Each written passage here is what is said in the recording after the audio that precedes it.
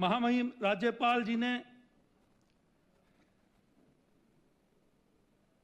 जो अभिभाषण प्रस्तुत किया उसमें प्रदेश सरकार की जो 2 वर्ष की उपलब्धियां उसका वर्णन किया।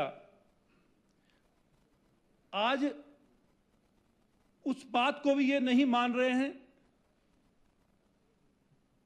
10 गारंटी योजनाओं में से जो 6 गारंटी योजनाएं पूरी हो चुकी हैं, उसकी शुरुआत की गई है। देखिए, मुझसे पूर्व वक्ताओं ने भी यह स्पष्ट तौर पे कहा, कोई भी राजनीतिक पार्टी चुनाव पूर्व जो अपना दस्तावेज, अपना जो गारंटियों को लेकर जो दस्तावेज जनता के समक्ष प्रस्तुत करता है, उसको यदि पूरा करना हो सरकार में आने के बाद, वो 5 वर्ष का जनादेश जो सरकार को मिलता है उसमें पूरा करना होता है। आपने तो पहले दिन से इस तरह का वातावरण बनाना शुरू कर दिया, प्रदेश की जनता के समक्ष इस तरह की झूठी भ्रमित बयानबाजी करके, आंकड़ों को तोड़ मरोड़ कर पेश करके जनता को भ्रमित करने का जो प्रयास पहले दिन से किया,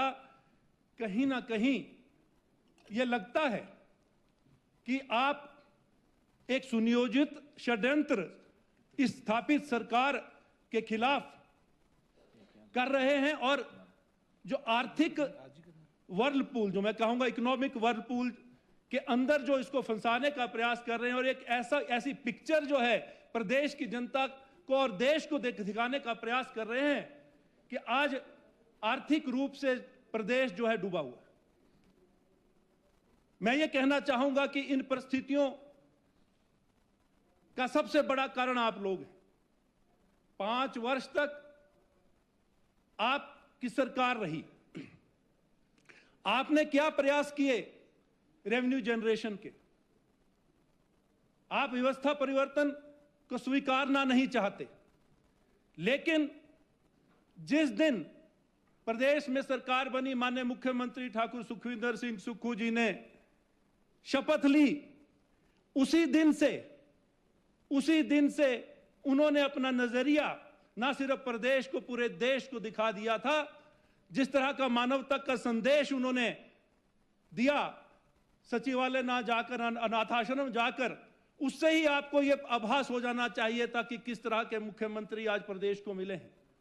आज अंतिम पंक्ति, समाज के अंतिम पंक्ति में जो व्यक्ति खड़ा है, उसकी ओर प्रदेश सरकार की नजर है, उसकी ओर जो है माननीय मुख्यमंत्री की नजर है। और यदि आप ध्यान से देखें, यह विपक्ष का काला चश्मा उतार कर अगर आप देखते हैं, और एक सकारात्मक विपक्ष की जो भूमिका होनी चाहिए, उस भावना से यदि आप देखते हैं, इन 2 वर्षों में जो प्रदेश सरकार ने माननीय मुख्यमंत्री जी के नेतृत्व में जो योजनाएं लाई हैं, जनहित की योजनाएं लाई हैं, रेवेन्यू जनरेशन को पर फोकस करके जो योजनाएं लाई हैं और ला रहे हैं, तो आपको सच्चाई पता लगती है। और उस सच्चाई का बयान जो है आप सदन के माध्यम से प्रदेश की जनता को देते और उसमें सत्तासीन सरकार का सहयोग करते, तो मैं समझता हूं कि आप हिमाचल प्रदेश के सच्चे हितैषी होते।